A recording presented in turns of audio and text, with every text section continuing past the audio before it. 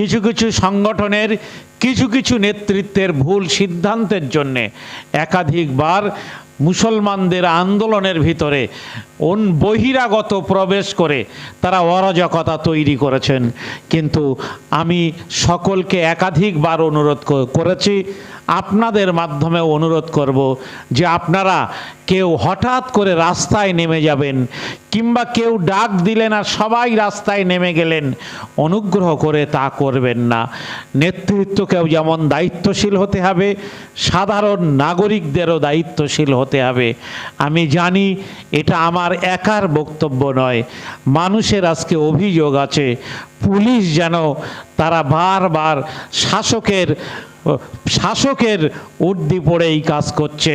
তারা সাংবিধানিক রীতিনীতির কাছে দায়বদ্ধ, সাংবিধানিক নিয়মের কাছে দায়বদ্ধ। এটা রাজ্যের পুলিশ যেন বারবার ভুলে যাচ্ছে। আমরা এই সভা থেকে রাজ্যের পুলিশ প্রশাসনের কাছে দাবি জানাবো, আবেদন জানাবো, গণতন্ত্রের অতন্দ্র প্রহরী হিসাবে, প্রশাসনের একটা গুরুত্বপূর্ণ অঙ্গ হিসাবে তারা কিন্তু নিরপেক্ষ ভূমিকা পালন করবেন না। তারা রাজনৈতিকভাবে কোনো একটা দলের কাছে তারা দায়বদ্ধ হবেন না, তারা কোনো একটি সম্প্রদায়ের কাছে দায়বদ্ধ হবেন। আমি জানি যে তারা হবেন ধর্মনিরপেক্ষ।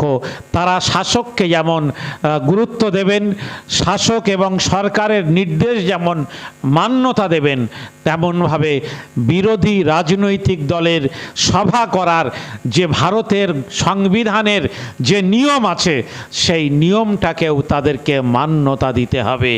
এটা আমাদের দেশের সংবিধান মান্যতা দিয়েছেন।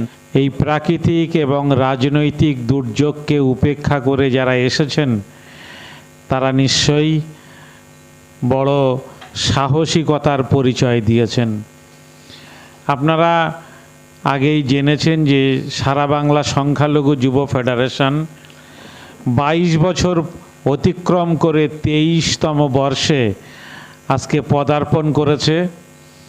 এই 23 বছর, বিগত 22 বছর ধরে নানা চড়াই উতরাইয়ের মধ্য দিয়ে সংগঠন এই পিছিয়ে পড়া সমাজের মানুষের জন্যে কাজ করেছেন।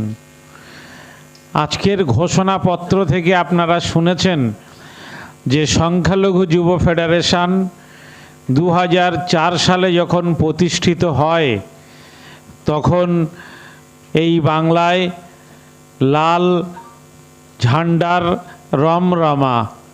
সবসময় শাসক একরকম থাকেন, বিরোধী রাজনৈতিক দলের বক্তব্য, মতাদর্শ, নমনীয়তা আর এক রকম থাকে। তখনও শাসকের লাল চোখকে উপেক্ষা করে সংখ্যালঘু যুব ফেডারেশন আন্দোলনের মধ্য দিয়ে সাচার কমিটির রিপোর্ট জনসমক্ষে ভীষণভাবে প্রচারের মধ্য দিয়েও বামফ্রন্ট সরকারকে সংখ্যালঘু মুসলিমদের সংরক্ষণের জন্যে একটা চূড়ান্ত সিদ্ধান্ত নিতে বাধ্য করেছিল। আমি বলবো না যে 2004 সালে 2008 সালে তখন আমরা একাই সরকারকে বাধ্য করেছিলাম, কিন্তু আজকের যারা সোশ্যাল মিডিয়ায় আছেন তাদেরকে বলবো যে আপনারা নিশ্চয়ই অনুসন্ধান করে দেখবেন তখন কিন্তু হাতে গোনা কয়েকটি সংগঠন ছিল যার মধ্যে সংখ্যালঘু যুব ফেডারেশন নানা ইস্যুতে বলিষ্ঠ পদক্ষেপ গ্রহণ করেছে। অনেকেই আমাদের গোলাম ভাই বলেছেন যে আমরা আন্দোলন করেছি কিন্তু আমরা কখনো পুলিশকে উত্ত্যক্ত করিনি, ল অ্যান্ড অর্ডারকে আমরা সবসময় মান্যতা দিয়েছি।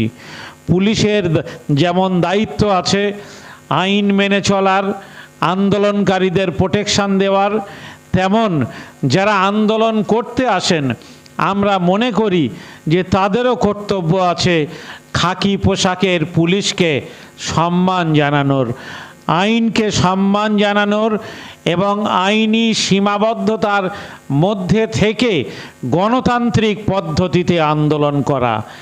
বিগত 22 বছরে সংখ্যালঘু যুব ফেডারেশনের কর্মীরা তা কিন্তু অক্ষরে অক্ষরে পালন করেছে। আপনারা জানেন যে সংখ্যালঘু যুব ফেডারেশনের আহ্বানে পশ্চিমবাংলার বিভিন্ন এলাকা থেকে একাধিক আন্দোলনে হাজার হাজার মানুষ একাধিক আন্দোলনে এসেছেন।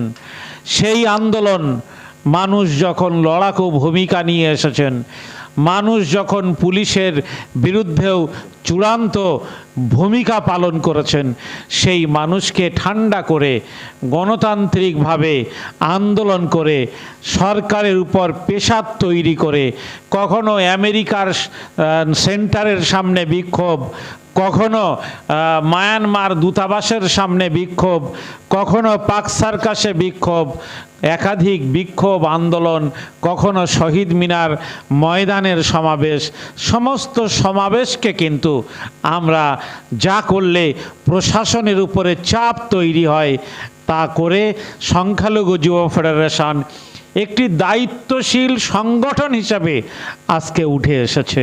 তাই সংখ্যালঘু যুব ফেডারেশন কর্মকর্তারা যখন রাস্তায় নামেন, তখন কিন্তু পুলিশ থেকে প্রশাসন এবং সংখ্যালঘু সমাজের নানা সংগঠনের ভাইরা তারা কিন্তু একটা আস্থা পান যে সংখ্যালঘু যুব ফেডারেশনের আহ্বানে আন্দোলনে অংশ নেওয়া যেতে পারে।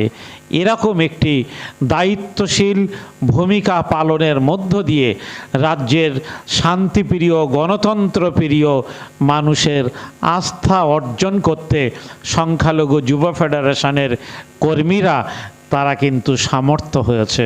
এই জন্যে নানা কর্মী তাদের দক্ষতার পরিচয় দিয়েছে। যখন নূপুর শর্মার নিয়ে গোটা দেশে যখন বিক্ষোভ চলছে, কলকাতায় আন্দোলন করা যাচ্ছে না, কলকাতা পুলিশকে ধন্যবাদ যে তারা সংখ্যালঘু যুব ফেডারেশনকে কলকাতায় আন্দোলন করার অনুমতি দিয়েছে।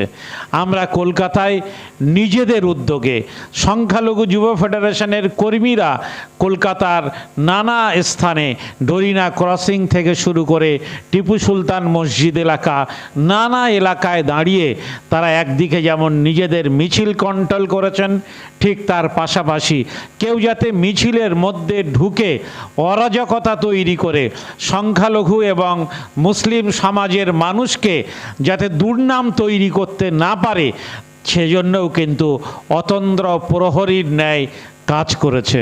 ফলে আমরা মনে করি যে সংখ্যালঘু সমাজ শান্তিপ্রিয় সমাজ।